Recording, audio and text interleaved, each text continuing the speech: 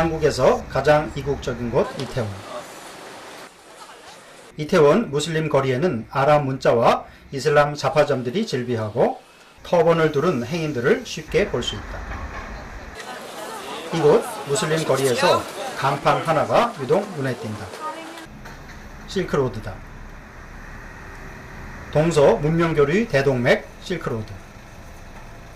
이제 우린 한국 속 실크로드의 자취를 찾는 긴 여정을 떠나려 한다.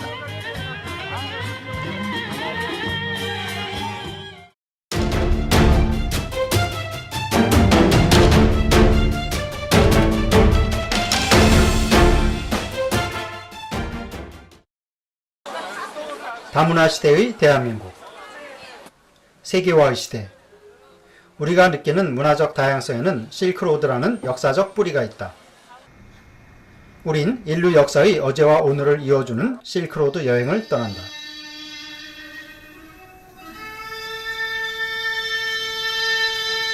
한국인이 전통 의상 한복. 한복은 흑해 연안에서 시작된 스키타이 유목문화에 그 뿌리를 두고 있다. 현재의 한복은 고대 스키타이 복식과 유사한데 이는 고대 한국 기마인이 수용한 스키타이 복식이 오늘날의 한복으로 이어졌음을 보여주는 단서가 된다.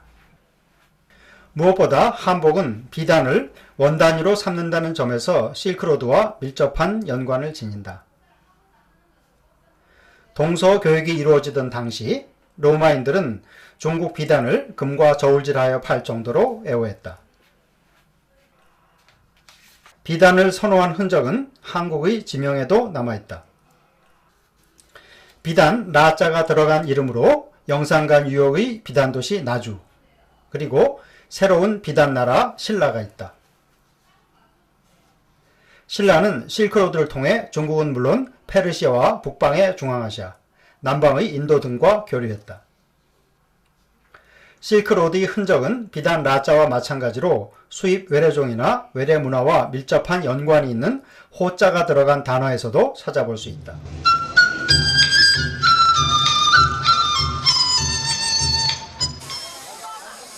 호자를 이해하기 위해선 동서문명 교류를 꽃피웠던 당나라로 거슬러 올라가야 한다.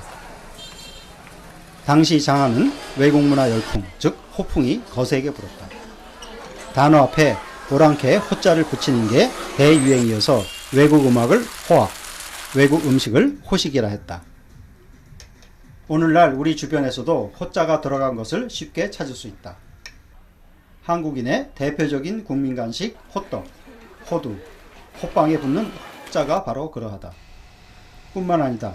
오이는 서역식물로 호과라 했고, 후추는 인도 남부가 원산지로 호초, 마늘은 중앙아시아가 원산지로 호산, 빨간 당나라 무라는 뜻이 홍당무도 호자가 들어가 호나복, 호박은 외국에서 들어온 오이라는 뜻에서 호박이라 했다. 외국인을 뜻하는 호인, 그 흔적을 우리는 세계 문화의 관문 경주에서 찾아볼 수 있다. 경주에는 통일신라 원성왕의 것으로 추정되는 능이 있다. 무인상이 눈에 띈다. 넓고 우뚝한 코, 움푹 들어간 눈자 위에 부리부리한 눈, 곱슬곱슬한 수염으로 턱 밑을 가득 덮은 이방인. 아무리 뜯어봐도 전형적인 한국인 상과는 다르다. 페르시아 무사다. 우리가 앞서 말한 호인이다. 철퇴를 든 팔척 장신 서역 무사의 위협적인 모습. 특이하게 갑옷이 아닌 일상복을 입은 서역 무인은 허리춤에 산낭을 차고 있다. 또 하나의 괴력 무인상. 당나라 복식이지만 얼굴은 중앙아시아 위그리인의 모습이다. 고대 신라에 남겨진 이방인의 모습은 이뿐만이 아니다. 경주 흥도왕릉의 서역 무인상. 마치 소구드인을 닮았다.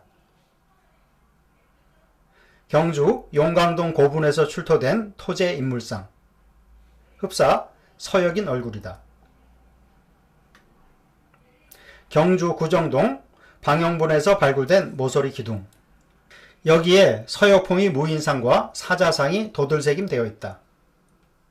오른쪽으로 치켜든 두 손에 페르시아에서 유래한 폴로 스틱이 쥐어져 있다. 경주 서학동 석실의 신장상. 부리부리한 눈에 매부리 코. 서역인의 모습 그대로다. 한국의 중요 무형문화재 중 하나인 처용무. 처용무에 사용되는 처용칼. 설화에서의 처용은 동해 용왕의 아들이나 얼굴 생김새는 코가 크고 눈이 부리부리한 것이 영락없이 서역인의 모습이다. 경주 미추왕릉 고본에서 출토된 인면 유리구슬 상감유리 환옥. 이제까지 보지 못했던 신비로운 유리구슬 목걸이다. 지름 1.8cm의 아주 작은 구슬 속엔 미소를 띤 네 사람의 얼굴, 6마리의 새, 그리고 두 그루의 나무가 새겨져 있다. 높은 코, 파란 눈, 하얀 피부의 구슬 속 인물. 신라인이 아니다. 경주 계림로 14호분에서 발굴된 이국적인 형태의 황금 보금. 당시 최고 수준의 세공기술, 상감되어 있는 희귀 보석들. 이 보금의 주인은 누구일까? 어디에서 만들어져 신라로 들어왔을까? 타클라마칸 사막의 남쪽 실크로드 상의 키질 석굴. 69호분 벽화에 신라 황금 보검과 비슷한 검이 눈에 띈다. 황금 보검의 특이한 소용돌이 문양. 흑해연한 고대 트라키아 지방에 살았던 켈트족의 전형적인 문양이다.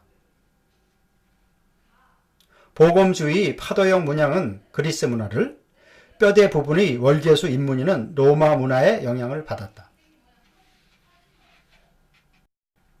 천마총에서 출토된 유리잔.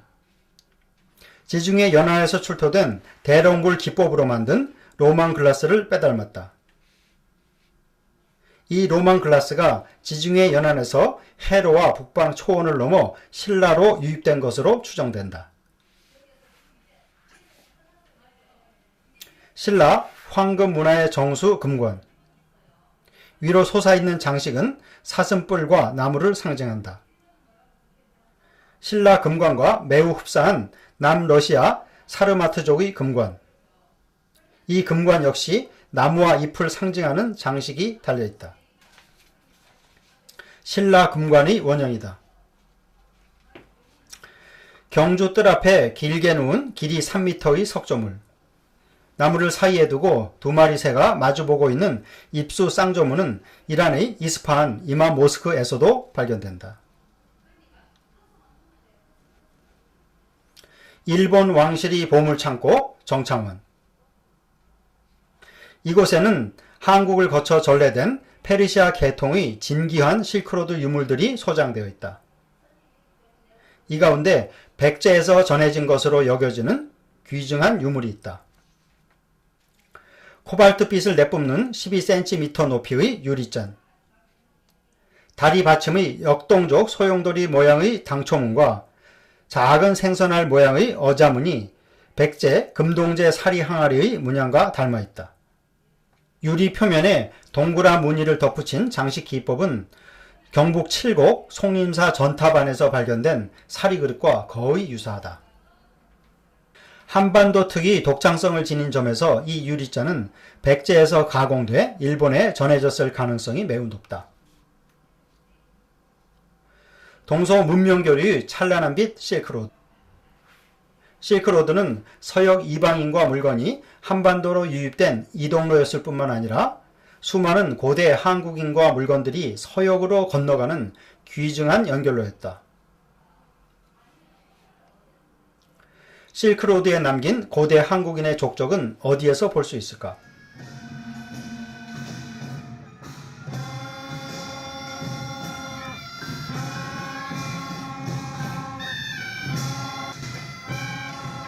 우즈베키스탄 사마르칸트의 아프라시압 궁전.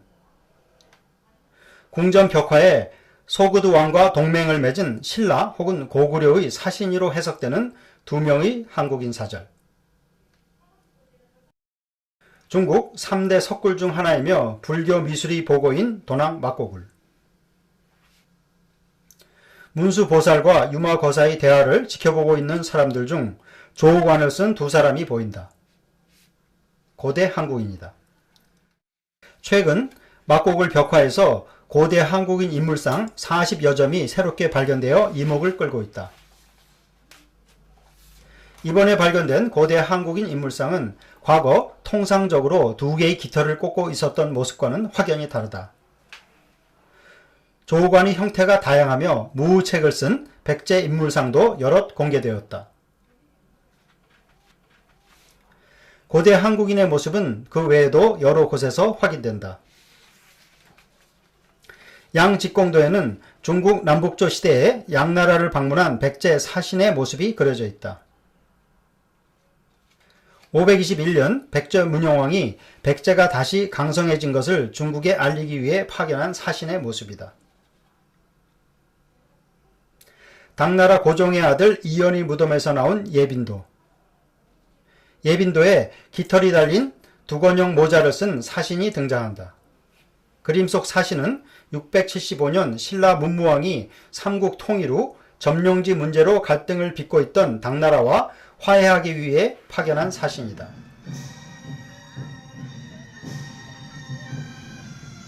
한국인의 모습은 이처럼 실크로드의 곳곳에 흔적으로 남아있다. 한국은 아주 오래전 실크로드와 함께 이미 세계화의 중심에 있었으며 다양한 문화가 공존하는 국가였다.